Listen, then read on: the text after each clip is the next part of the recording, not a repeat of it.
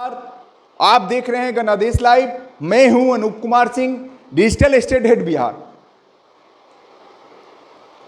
बिहार की राजधानी पटना के गणादेश कार्यालय में हम अभी मौजूद हैं और आज बात करेंगे हम देश में कल जुम्मे की नमाज के बाद भड़की हिंसा के खिलाफ जो अभी माहौल गर्म है।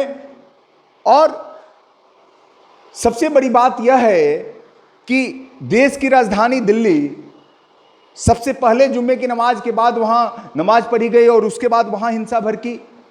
हजारों की तादाद में जमे नमाजी लोगों ने नुपुर शर्मा के खिलाफ बगावती तेवर दिखाते हुए उन्होंने अपनी आवाज बुलंद की और एक तरह से पत्थरबाजी और हिंसा भड़क गई। अचानक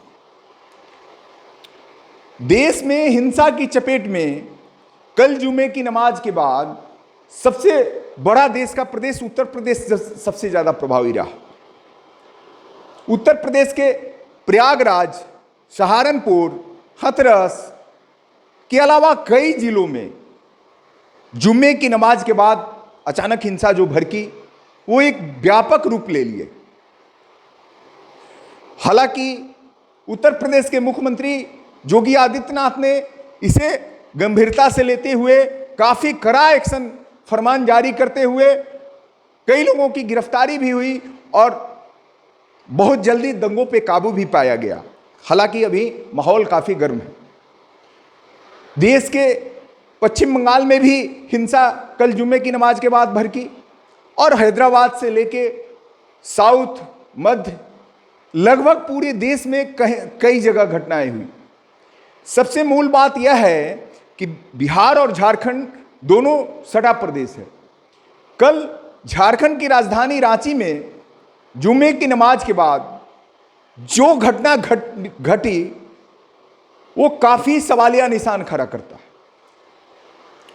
रांची के मेन रोड में जुम्मे की नमाज के बाद अचानक काफी लोग इकट्ठा हो गए। देखते देखते भीड़ हजारों में तब्दील हो गई और भीड़ बेकाबू होकर पत्थरबाजी चालू हो गई। पुलिस पे पत्थरबाजी उन्होंने चालू किया। सबसे चौंकाने वाली बात तो यह है कि पुलिस पूरी तैयारी में नहीं थी, जबकि खुफिया विभाग और कई गोपनीय सूचना गृह विभाग को, झारखंड के गृह विभाग को, पुलिस मुख्यालय को दी गई थी। इसके बावजूद भी इसे काफी गंभीरता से नहीं लिया गया और मेन रोड में रांची दहल उठा।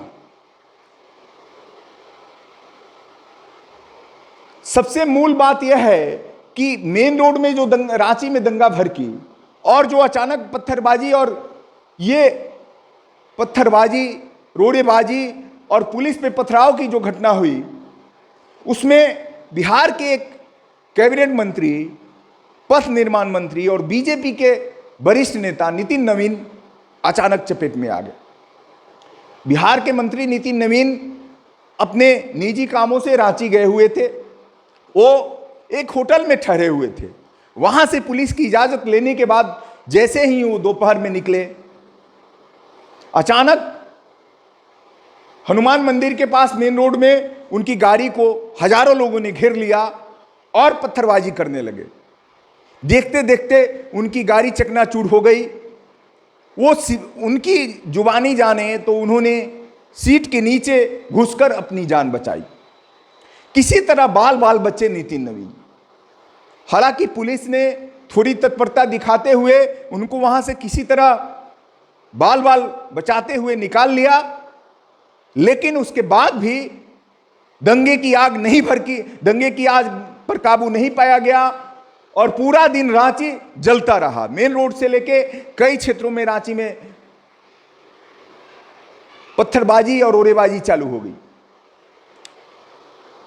सबसे बड़ी बात तो यह है कि इतना बड़ी घटना हुई, लेकिन पुलिस की कोई तैयारी नहीं थी।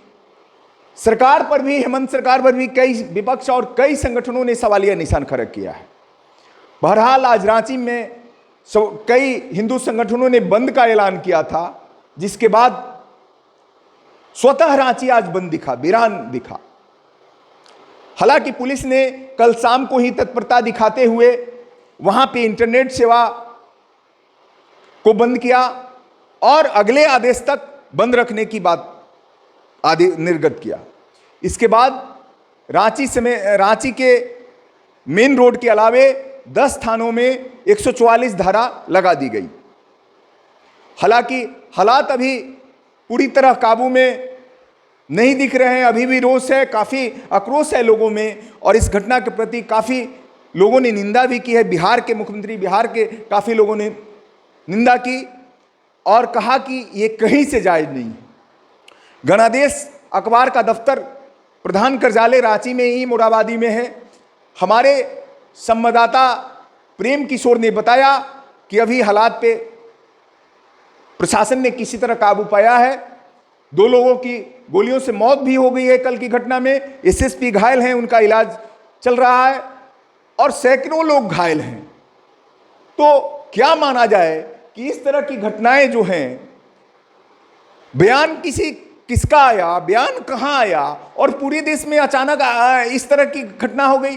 पूरे देश में अचानक एक साथ जुम्मे की नमाज के बाद इस तरह से माहौल बिगड़ गया और ओरेबाजी, पत्थरबाजी, पुलिस पर भी हमला करना कहीं से जायज नहीं है। ये इंसानियत के नाते, मानवता के नाते बिल्कुल जायज नहीं है और कहीं से भी किसी भी संगठन ऐसा करता है, अगर हो कोई भी संगठन हो, उसको जायज नहीं ठहराया जा सकता है।